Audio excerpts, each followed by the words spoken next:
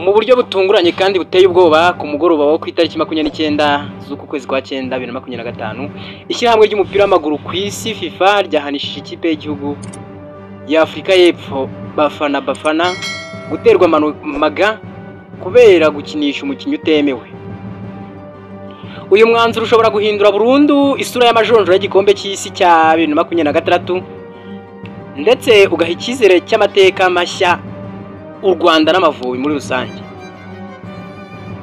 Mu ibaruwa ya FIFA isomwa nk'inkuba ikubise ku mitima y'abakunzi ba Bafana hamenyekanye ko Teboho Mokoena yakinnye ku mukino wa 21 Werurwe 2025 ndetse bakaba baratsinze muri Lesotho ibitego 2-0 nyamara atari yemerewe gukina uyu mukino. Iki cyaha kidasanzwe cyabaye icyago gikomeye. Afrika y'Epfo yategetswe gutsindwa maga ibitego 3 ndetse ku busa. Ntago bigarukiye aho ndetse hubwo ishyirahamwe ry'umupira w'amaguru muri Afrika y'Epfo SAFA ryaciwe amande y'amadolari 12,541 by'amadolari.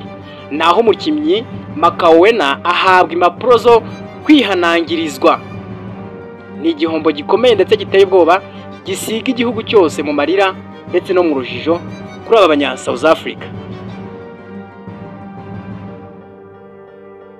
Iri terwa maga ryahise rihindura ibintu kuko itsinda C ryari rihagaze. Benin yari ku mwanya wa mbere yahise yongera icyizere cyo kurwanira itike, ariko inkuru yishimishije kurushaho ni yuko n'igihugu cy'u Rwanda ndetse gishobora kwibonamo.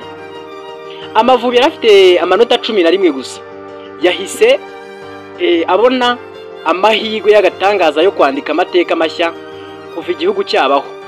Amavubi narabasha kujya mu gikombe cy'isi, ariko ubu ngubu amahirwe afunguye amarembo ndetse guhera ubu ngubu Benin irayoboye n'amanota 18, Nigeria igakurikira n'amanota 11, u Rwanda Amavubi nayo afite amanota 11.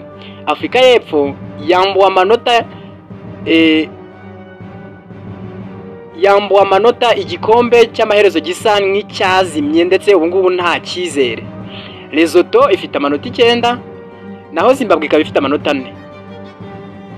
Icyo bivuze u Rwanda rufite umukino ukomeye cyane ku itariki 14 ukwakira 2025 aho ruzacakirana na Afrika y'Epfo. Igihugu kiri mu rujijo ndetse n'agahinda kubera kwamburwa amanota no guhanwa ibi bihano. Umukino urasa nk'intambara y'amateka aho Amavubi basabwa gutsinda byanze bikunze kugira ngo akomeze urugendo rwo kwandika amateka mashya. Iki ngiki ntago ari umukino usanzwe, ahubwo n'urugamba rufite isura ya politiki, amateka n'icyizere cy'igihugu cyose. Abanyarwanda bari baza batese, iyi niyo shuro yacu yo kubyutsa ibendera ry'u Rwanda muri Amerika, Mexique ndetse na Canada mu gikombe cy'isi kizaba mu mwaka utaha. Igihugu cyose giteza amatwi ngo kirebe uko biri bugende. U Rwanda rufite amahirwe atigeze abona mu mikino yose yarwo.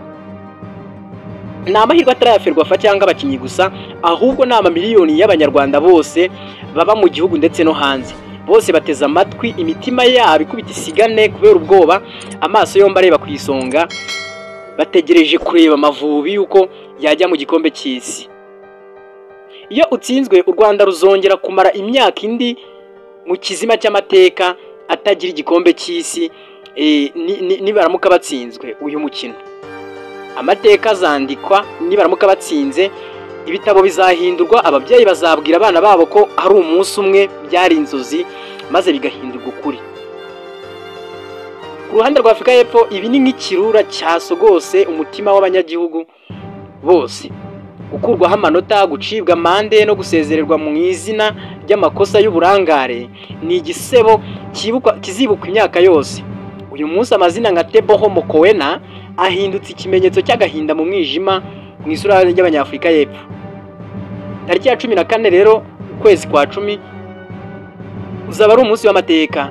Ni umunsi ushobora gusiga Amavubi yanditse amateka mashya ndetse cyangwa se akaba ari umunsi nanone ushobora gusiga igihugu cyacu gitiye ku musozi igihumbi ndetse nk'uko bagitazira ko ari u Rwanda rw'imisozi igihumbi kikinjira ku mugabane w'amahanga gifite isura nshya mu kujya kuzamura ibendera ry'igihugu.